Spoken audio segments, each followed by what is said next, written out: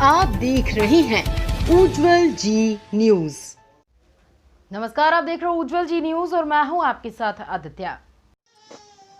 बालाघाट जिले के दुर्गम वन क्षेत्र में करोड़ों रुपए की लागत से बनाए गए सामुदायिक भवन, वन कर्मचारियों के लिए आवास और अन्य ऐसे कई निर्माण कार्य हैं जो वन विभाग की अदूरदर्शिता के चलते आज तक उपयोगी साबित नहीं हुए और अब जर्जर होकर निर्माण कार्य में भारी भ्रष्टाचार की पोल खुलते भी नजर आ रहे हैं। ये निर्माण कार्य बालाघाट जनपद पंचायत के अंतर्गत ग्राम पंचायत आम गाँव के खारा, कोकमा, पोलबत्तूर और दूसरे वन ग्रामों में देखने को मिले, जहाँ वन विभाग के द्वारा कुछ वर्ष पूर्व ही बनाए गए सामुदायिक भवन और वन कर्मचारियों के आवास का वर्षों बाद कोई उपयोग नहीं हो पाया है। इससे शासन के करोड़ों रुपए बर्बाद हो गए हैं।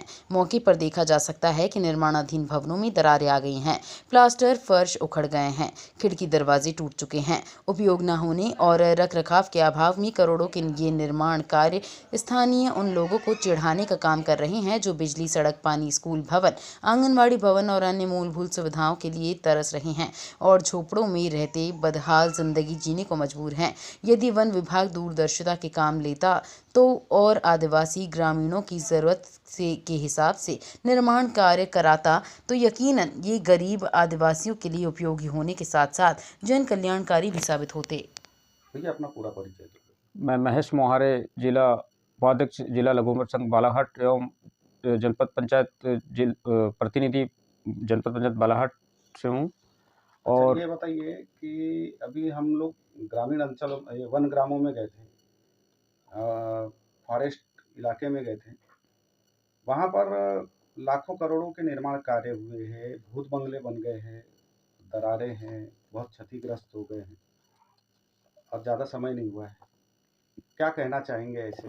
वन विभाग के द्वारा बालाघाट जिले में निर्माण कार्य बड़े पैमाने पे हुआ, करोड़ों रुपए का हुआ है, परंतु जितने निर्माण कार्य हुआ है उस निर्माण कार्य में किसी भी तरह से मतलब अनुपयोगी है, कहीं से भी रहने लायक नहीं, पूरे क्षतिग्रस्त टाइप का हो गए हैं। इतने जल्दी मतलब क्षतिग्रस्त हो गए हैं कि लाखों रुपए की राशि वन विभाग के द्वारा जो निर्माण कार्य के लिए की गई थी उसमें भारी भ्रष्टाचार दिख रहा है और निर्माण कार्यों में भारी भ्रष्टाचार वन विभाग के अधिकारियों के द्वारा किया गया है, जबकि शासन के द्वारा आदिवासी में अंचल में रहने वाले को सुविधा इसकी मिलना चाहिए, परंतु उसको न मिलते हुए सीधा वन विभाग के लोगों ने इसमें भारी भ्रष्टाचार किया है और ये बहुत गंभीर मामला है। इस पे शासन प्रशासन को भी इस पे गंभीर होना चाहिए, क्योंकि शासन के द्वारा जो आदिवासी अंचल के लिए निर्माण कार्य किया जा रहा है उस पर ध्यान नहीं दिया गया है। करोड़ों जो जो भी निर्माण किए जाते हैं ये ग्राम सभा से ही प्रस्ताव हमारे पास आता है। ग्राम सभा और समिति से प्रस्ताव हमारे पास आता है, वन समिति से। ये लघु वनोपज समिति से प्रस्ताव जो आते हैं हम उसी को फॉरवर्ड करते हैं। तो इसमें जो स्थानीय लोग होते हैं उसकी डिमांड के अनुसार ही हम ऐसे प्रस्ताव भेजे जाते हैं। लेकिन आने वाले समय में जो हमने आकलन किया उसमें ये पाया कि सामुदायिक भवन मोस्टली जगह अब बन चुके हैं।